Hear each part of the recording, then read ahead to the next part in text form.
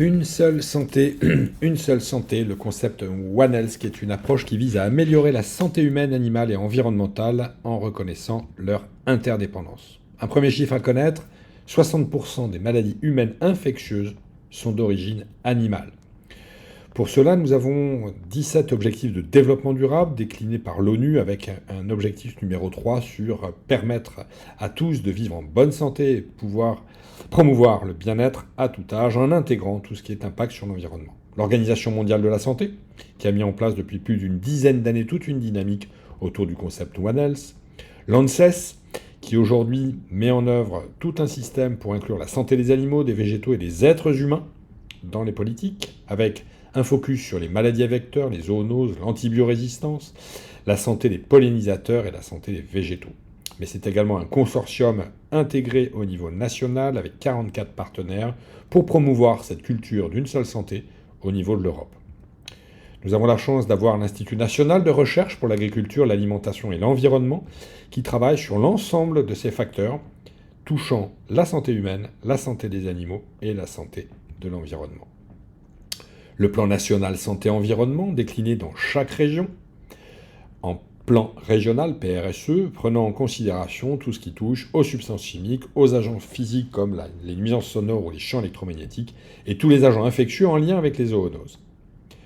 4 axes. Le premier, la formation et l'information de la population et des professionnels. Le second, la réduction des expositions environnementales qui affectent la santé humaine et celle des écosystèmes, avec une dizaine d'actions extrêmement précises. Les actions concrètes menées par les collectivités dans les territoires, pour que les collectivités locales puissent appliquer tout cela au même titre que les entreprises. Et une meilleure maîtrise des expositions et des effets de l'environnement sur la santé des populations et des écosystèmes, avec une collecte des données et une analyse pour décliner les bonnes actions et les éco-attitudes dans tous les services. Alors, quelles sont concrètement les actions à faire au quotidien, dans son organisation, sa famille, chez soi, pour réduire tous ces impacts sur les santé humaines, animales et celles des écosystèmes? Tout d'abord, gérer les effluents liquides et médicamenteux, économiser l'eau, nous sommes dans un pays hydrovore. Acheter, consommer local, si possible en prenant en considération la saisonnalité des produits.